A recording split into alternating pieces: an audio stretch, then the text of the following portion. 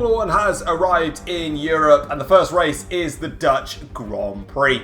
But what was interesting was what happened at the end of the Saudi Arabian Grand Prix, in which Tom and De Vries came to blows not only on track but off track as well. Now Toto Wolff spoke out about this heading into the Dutch Grand Prix, but interestingly enough, it's not the way that you think. Toto Wolff has apologised not to Nick for, being involved in multiple collisions with Tom, but he apologised to Tom for Nick De Vries' outburst. Toto Wolff admitted that Nick was out of order and should have been more professional. And as you can probably tell, as said by the tagline below, many people in the paddock are left rather confused as to why Toto Wolff has decided to go against backing his own driver and gone ahead and backed Tom in the midst of all of this. Now, what happened at the Saudi Arabian Grand Prix was as Tom and Sam were battling each other, Tom lost the back end of his car through the high-speed chicane, heading towards the end of the middle sector. This caused him to make contact with the wall, in which De Vries then ran wide into the side of Tom, breaking both of their front wings.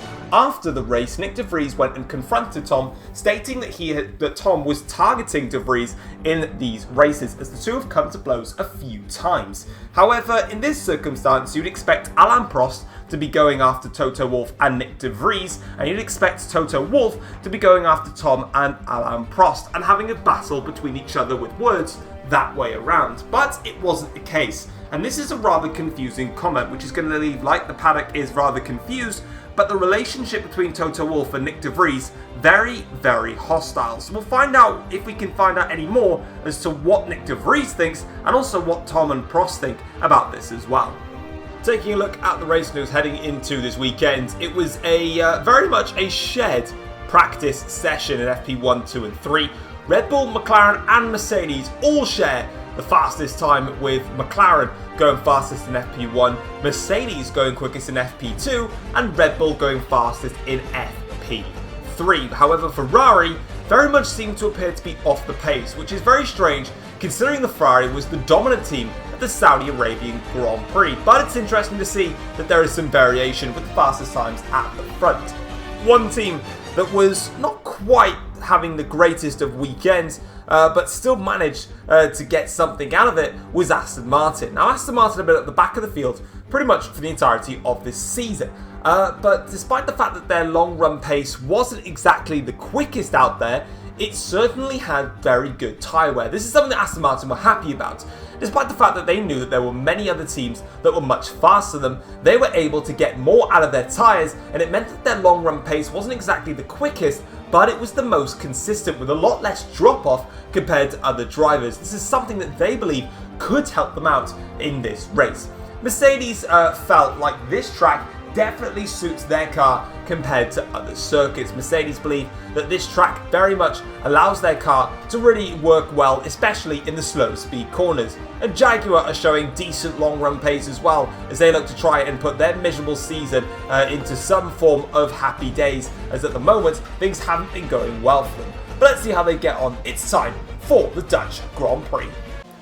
Yo, what's going on, guys? It is Foxydude here. Welcome back to a brand new video and another episode of the F1 Journey for you guys stay here on the channel. Today we're here for round number 6 of the season. I've nearly got the rounds number wrong then. We're here for the Dutch Grand Prix. If you guys end up enjoying the video though, feel free to drop it a like. And if you're new around here as well and you enjoy the content you do see, feel free to subscribe to the channel. It really helps me out, so go ahead, do it. Now, anyway, let's get straight into the episode and into this race. And as you can see, qualifying is going to be a very difficult one. The Dutch Grand Prix is traditionally a very, very tough track for you as the player versus the AI, especially because of the middle sector, where the AIs tend to gain around about 6 or 7 tenths of a second per lap on you. And as you can see from this qualifying session, that's proving very, very true. As we're going around the last corner now, we're 2.5 tenths up, but we are currently sitting in last place. So at the moment, it's going to be nip and tuck whether we can actually stay off of the back row of the grid. Alright then guys, so as you can see, we're here on the grid now for the start of the Dutch Grand Prix. It's a one-stop race. It is the soft to the hard compound sides.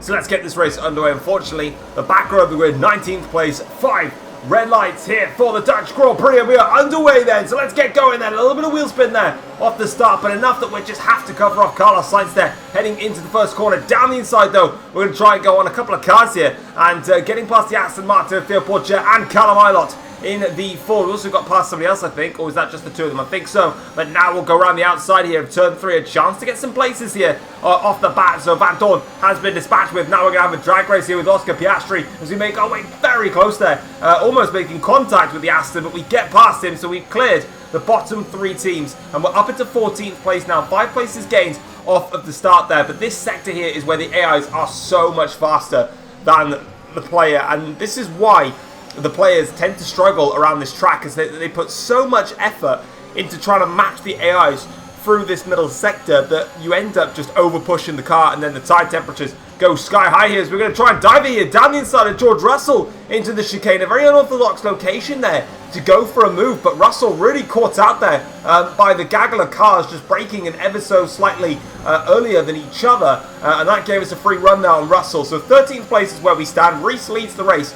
We're currently sitting in 13th place, so it's not great, but at least it's something as we now make our way round towards turn 1 here with Lando Norris in front of us. Then it is Pierre Gasly, and then it is Verstappen. So as you can see there, a little bit of a Jaguar Renault sandwich, but it might not be for much longer here. In fact, the Renault sandwich is going to get a little bit larger here because we're going to stick ourselves in front. Lovely overtake there on Norris. Norris comes back at us though, so we have to defend it through the middle sector of the lap, and we do just that, and you can see that we get through. That's a lovely bit of overtaking there. 12th place is ours, and as you can see then, let's have a look at the start then. So Reese gets away quite well, so we'll focus on the front later on. But for us though, we got a really bad start actually from 19th place, but I already set myself up for the run down towards turn 1, and we overtook we took one of the Porsche cars there, and also one of the Astons, etc. This is on board with De Vries here. De Vries probably had the best start out of the top 3 here, but he got squeezed a little bit by Sam heading into turn 1. Reese here covers that off nicely. De Vries now here gets a better run out of the exit of turn 1 and also has the outside of turn 2. Now he sticks it down the inside into turn 3. You think the move is done here. The back end slides, but Sam gets a tremendous exit using the high line there through turn 3. And that really helped him out here. So on board now with Charles Leclerc here, who's attacking Mick Schumacher. Mick here under pressure from the Audi drivers. They go into the chicane again. Don't really see many overtakes through there. But Charles Leclerc says, thank you very much. I'll have that position. And next up is going to be Pato O'Ward that might fancy a run here as they round themselves through the second to last corner and now the final corner here. And you can see that Charles Leclerc back on board with ourselves there, split screening it now. Something that the F1 TV directors don't actually do, split screen it, so you can see a couple of battles all at once and not the crown in the foreground there as O'Ward goes down the inside there of Mick Schumacher. For us, we're pressurising Pierre Gasly all over the back of him now as we swing through here down in towards the banked corner with Pato O'Ward and Schumacher. We're trying to go around the outside of Gasly in towards turn 3. It's the high line that works well for us. High line is working well for O'Ward here, so let's see how the two of us can go through in towards the middle sector here. O'Ward gets the job done. We've not got the inside on Gasly, but we don't get the job done as the back end slides a little bit there on the exit. Gasly making his car as wide as possible, defending the position nicely for O'Ward though. He went down the inside and made it stick as we go on to the end now of lap 5 to start lap 6 here. DRS will be enabled here, and again Mick Schumacher there under pressure from Sergio Perez, but we're concentrating ourselves here because we're going to go down the inside here of our teammate Gasly into the first corner and get that overtake done and dusted. Now we'll concentrate on Perez versus Schumacher here. It looks like Mick Schumacher's got a problem though, because he's really struggling in this phase of the Grand Prix to get this car working for him. He's lost yet another place here. We've got a great run here on Max Verstappen now through towards the middle sector. We're going to go for this one here, but unfortunately even though we've got the outside line here, the AIs are they're just way too fast in that corner, in this corner, and the other one's coming up. And yeah, there's no chance I'm going to get anywhere near them. So unfortunately, even though we were side by side with Verstappen, we could have hoped that the AI maybe backed out or something, but it's not going to be. But now onto the straight here, back in sides a little bit now. We really are pushing hard in this Grand Prix. Verstappen now is having a run here on Mick Schumacher into the chicane. We're going to try and find a way through here. I had to stop my switchback there because Verstappen and Schumacher making some contact there into the chicane. Down into the second to last corner, we make the move stick there. A bit of, again, an unorthodox place to do it. but we actually compromised Mick so much that he's now royally under pressure from Pierre Gasly. It looks like Mick Schumacher definitely has got a clear problem because he's now going 3 wide here. Norris on the outside, Gasly's on the inside, tucked up here. This might not be great for Pierre Gasly. It's fantastic though for Lando Norris because he gets a double overtake and all that. For Gasly, he gets nothing apart from having to wait another lap. And you can already see there, look at the gap that Lando Norris has pulled on Mick Schumacher on the end of the lap there. Even Gasly, look, breezing past Mick into the first corner. George Russell is going to be next to find a way past Mick Schumacher. He really is struggling a lot, and you can see it here. Russell is going to go around the outside into the chicane, very similar to what his teammate Leclerc did. Job done, and that is him moving up in position. And Mick Schumacher's unfortunate race is just going to keep getting worse. Here comes Oscar Piastri in the Aston Martin, breezing down the inside into, well, I say breezing down the inside, doesn't really breeze past him at all, but he's going down the inside into the first corner. It's going to be a little bit touch and go though, this one, as Mick Schumacher is going to really try and fight this, despite the fact he's got a disadvantage with the car. But Oscar Piastri is going to use that high line, and he just accelerates away from the Ferrari, and Mick Schumacher is unable then to get that job done, and unfortunately didn't catch the eclipse when the Ford car overtook Mick Schumacher of Stoffel Van Dorn. But we've got Theo Pourchaire in the other Aston Martin going for it. And he's going to do the same thing as what Piastri did. So he went for the inside of turn 1, which is not the favourable line. But then as they go round the outside of turn 3, this is where Pourchaire actually doesn't get a good run there. And unfortunately for him, that's a bit of a bad one there. Lap 11 of the Grand Prix, though. We're on board with Verstappen here, who's attacking Sergio Perez in towards the first corner. Sergio Perez is going to have the high line again, and we're just, oh wow, this is F1 TV director at its finest there, looking at the crowd, as Sergio Perez now flings his way through turn 2. Now to turn 3, this is where Verstappen's going to get that high line. If he could just hold it around there, and I don't think he does. No, he has. He's just got his nose in there. Now onto the run, down in towards the middle sector. Verstappen's got a great chance here to really impress in front of his home crowd. Down in towards the middle sector he goes. Verstappen is holding on for dear life. So is Perez, and it's a great defensive move there from Sergio Perez. Well done to him. Bravo. That's a great piece of defending. That's awful for the second to last corner from me. We've closed right up to this gaggle of cars, but we are going to go in and make our pit stop. It is our scheduled pit stop lap, but interestingly enough there, not for the two Jaguars. They're going to stay out a little bit longer. And that gives me the concern of, are they going to try and go to the medium compound tyres? I definitely can't.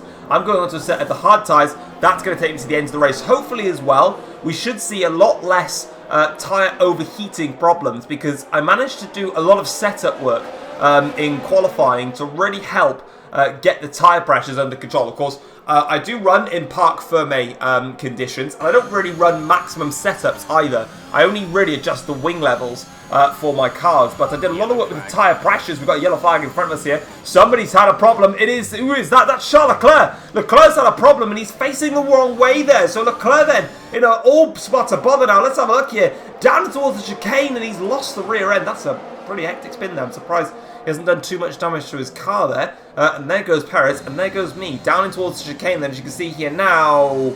He got way too ambitious there, put too much throttle on, and just destabilised the car, especially whilst riding that curb, because it's a very hefty curb there through that portion of the lap now. But as we go on towards the end of the lap here, the rest of the cars are in the pits. We're 1.3 seconds now behind Sergio Perez. We cross the start-finish line here.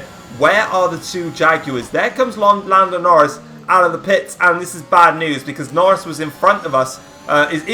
He's actually done the overcut there. Lando Norris, as the back end slides again, was behind us. If you remember, it was Verstappen that was fighting Sergio Perez, not Lando Norris. But the overcut has worked not for just one Jaguar, but for the both, because Norris has actually got in front of Verstappen as well. So, wow, Norris has done a brilliant job there. But unfortunately, that means that we've now pretty much lost out in this Grand Prix, because we're now behind both Jaguars and Sergio Perez. Albeit we were behind Verstappen and Perez anyway, but now we're behind the both of them. And as you can see, they're pulling away now. So it's going to get very difficult from here. But it's not going to be difficult for Lando Norris. In fact, it's going to be very difficult for Lando Norris, because he's going to have to find somewhere to pull over, because his engine's gone. And that gives us a free position. So that position that we lost to Lando Norris is now null and void, because Norris has actually broken down throughout the course of that. And another person that's broken down is going to be Daniel Ricciardo, because there is not his name, but that's obviously, like I said before, an error.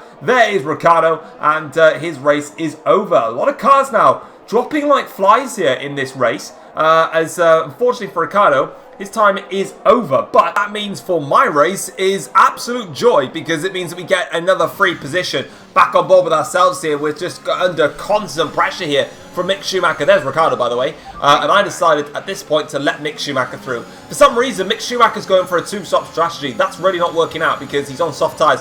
Fastest lap, albeit, but he's down in 8th place. So I let him through, and I just did my best to stay with DRS with Mick, which didn't last too long. Lap 26 of the Grand Prix, Gasly trying to go for a move there on one of the Astons, and there is Schumacher way down the order. For the second time this season, Mick Schumacher has gone for a two-stop strategy in a race where it's completely useless. He did it at Japan, if you remember.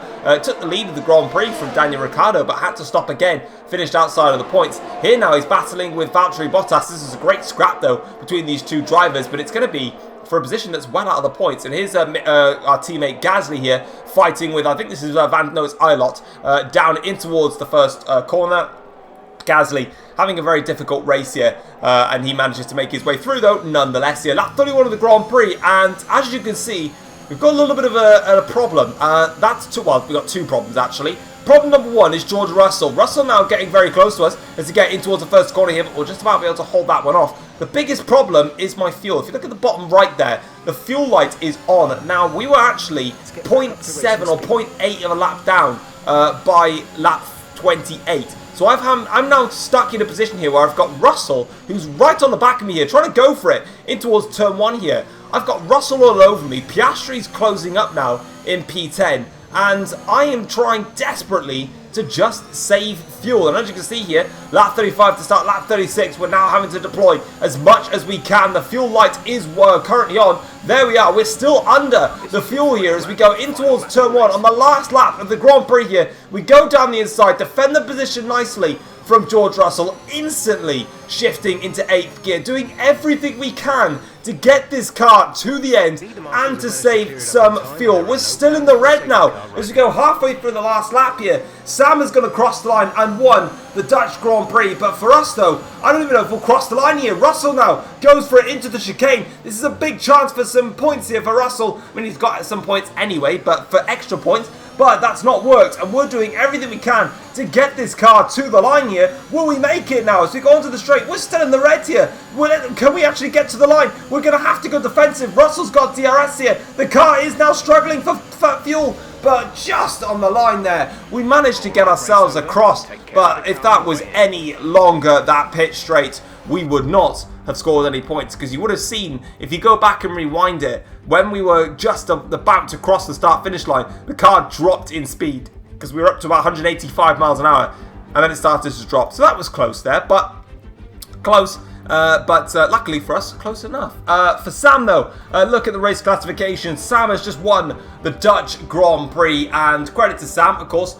He had that heartbreak last season where he lost out to Lando Norris. Not this time around. He takes the win, and nobody is stopping him here today. Reese finishes in 2nd place for McLaren. 6.5 seconds off in the end. A very lonely race for Reese.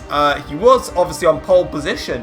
But I had to look back at the footage to find out if Sam overtook Reese on track, and it was actually the exact same scenario as what happened to me with Norris, actually. Reese came in a lap earlier than what Sam and De Vries did. Eventually, Reese came out in P3, but I missed when De Vries and Reese battled and got their position. So Reese managed to overtake De Vries. You can see the gap was only half a second between the two of them. Lewis Hamilton in a very lonely P4 for Ferrari. He benefited, of course, from Ricciardo's DNF. Pato O'Ward, a competitive P5, with Sergio Perez finishing in 6th. Verstappen is 7th, ahead of ourselves in P8. George Russell finishes in 9th, with Oscar Piastri getting a massive point for Aston Martin. They will take that, and they need it because they are in a position where they are really desperate to get any points they can over their rivals Ford and Porsche. Looking at the second half of the table now, it is Gasly in 11th place for Renault. A bad race from him today. Van Dorn finishes in P12 with Charles Leclerc in 13th for Audi. Mick Schumacher, a two-stop strategy that just did not work, in 14th place. Theo Porcher for the second Aston Martin in 15th. Valtteri Bottas is 16th for Porsche, with Callum Ilott 17th for Ford. Carlos Sainz finishes the race in 18th place with Daniel Ricciardo in 19th, and then Lando Norris in 20th. Of course, the two did not finish this race. And it was Sam then that also set the fastest lap of the race. He managed to set a 1 minute 4.834, which secured him the extra point. So not only did he get the win, but he also got that fastest lap bonus point as well. Taking a look now at the Drivers' Championship and how that's shaped things up, well, it's just got a little bit more spicy at the top of the table, because as you can see, we are now 1 point clear of Sam at the top of the championship. Of course, Sam taking the victory here today means that he is now a point behind. Of course, he got second as well in the previous event at the Saudi Arabian Grand Prix, whereas we only got P6. So 2 difficult races for us and 2 very strong races for Sam has put him right back in contention in this championship and blown it wide open. That's not to say it's just Sam involved. Reese is third in the championship on 74 points, quietly and slowly moving himself closer. He's only 12 points behind as things stand. Lewis Hamilton is 4th in the championship, 22 points behind. He is also very much in the mix. Mick Schumacher stays 5th in the championship with 51 points despite not scoring, 31 points behind in the championship. Sergio Perez is on 42 points, 44 behind in the championship. Daniel Ricciardo and Charles Leclerc both didn't score points either here today. A lot of the top 10 in the championship not scoring points. They stay on 34 points. Pato O'Ward moves to 9th in the championship for McLaren. So too does Nick De Vries in P10. Both are on 29 points. The next event is the F1 Journey British Grand Prix. And then if we look at the Constructors' Championship now, you can see here that Ferrari are top of the championship still with 130 points. There has been a swap though between ourselves, Renault and Red Bull. Red Bull now jump in front of us and are on 119 points, with ourselves down on 112. It was a difficult race for us, only picking up the 4 points from myself, whereas Red Bull picking up that victory really helped them out. McLaren are on 103 points, meaning we've now got 27 points that separates the top 4 in the standings. Mercedes sit comfortably now in 5th on 71 points. It was a good race from them here today, whereas Audi were unable to make it work, and they're on 46 points. Jaguar are on 37 points now, with Ford sitting on 6 points. Aston Martin now have 3 points to their name and close that gap a little bit, and Porsche are on 0 points. But that is it for the Dutch Grand Prix. Let's get straight into the post-race notebook and see what the teams and drivers had to say after this race.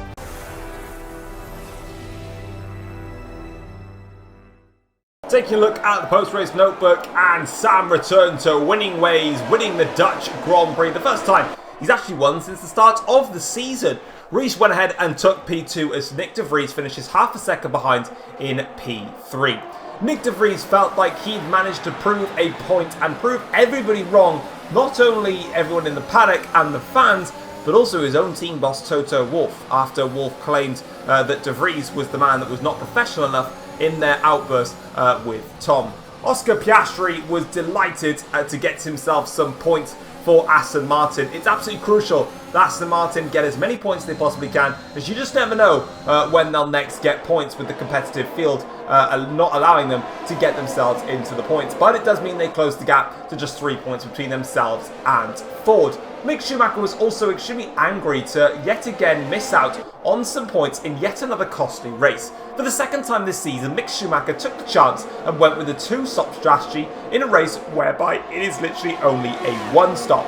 And unfortunately, just like the Japanese Grand Prix, it didn't work out, and he was left outside of the points, just like in Japan. A lesson learned once again for Mick Schumacher to go with the strategy that everybody else is going with. Going a different way, especially when you're putting an extra pit stop on yourself, doesn't always work out. But that is it for the Dutch Grand Prix. We'll be back next time around as Formula 1 comes back home, and it is the British Grand Prix, and we will see you guys then. Take care all. Peace.